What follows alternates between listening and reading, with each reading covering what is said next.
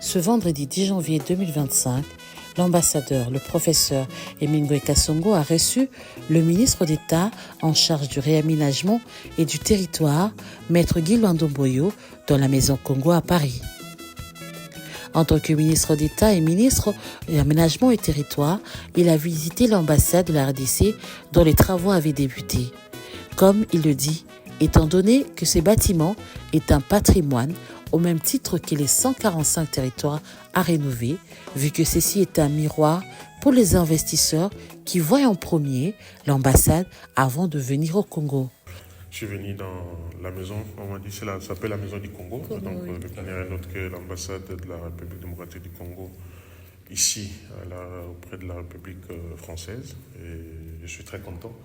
D'abord, nous avons été précédés ici même par le premier des diplomates congolais, son Excellence M. le Président de la République Félix-Antoine Tshisekedi Tshilombo, qui était venu, qui avait honoré la maison du Congo par sa présence. Nous avons suivi juste dans les images. On a dit, écoute, puisque le patron lui-même est passé, pourquoi pas nous, qu'on y arrive, pour palper du doigt comme il l'a fait. Et là, on constate effectivement qu'avec le professeur Emile Ngoïka, il y a un grand travail qui est en train de se faire ici. Et pour ce qui me concerne, comme ministre d'État à l'aménagement du territoire, parce qu'il s'agit du territoire congolais qu'il faut aménager. Et je pense qu'on a échangé autour de cette question, des différentes phases qui restent pour les travaux à exécuter.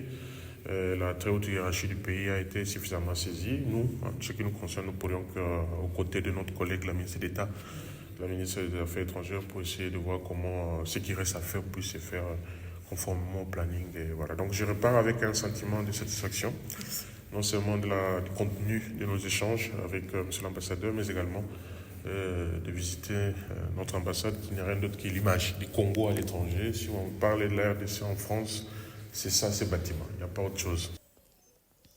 Maître Guy Luando, qui se tient comme messager de professeur Emile Ngoïka Songo, l'ambassadeur, pour achever l'œuvre du patrimoine national et international qui est l'ambassade du Congo.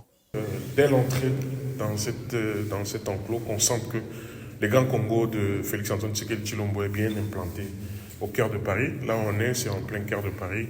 Et notre ambassadeur, autant qu'il même il est très beau, vous constatez, cette beauté qu'il a en lui doit se refléter également par le bâtiment et les différents services qui sont ici.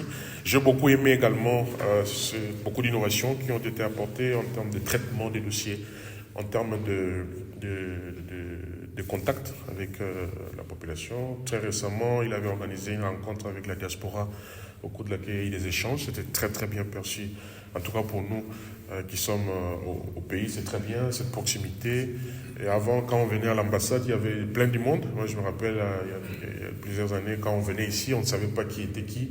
Mais là, j'ai vu la fluidité, j'ai vu des Congolais qui sont bien installés, ce qui est très bien. Vous savez, quand quelqu'un fait son travail, il faut le dire, C'est le cas de le dire parce que moi-même, ce n'est pas la première fois. Ça fait plus de 15 ans que je fréquente ce pays. Et donc, voilà, la fluidité, la sérénité surtout, il y a le calme qui règne.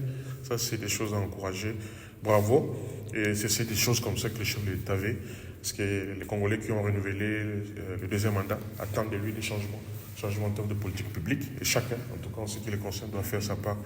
Et là, le professeur Emile Ngoïka est en train de faire sa part. Voilà. Son Excellence, le professeur Emile Ngoïka Songo, a ainsi remercié Son Excellence, le ministre d'État, pour son implication et souhaiterait voir les travaux s'achever pour le bien-être du personnel de l'ambassade et de la République démocratique du Congo.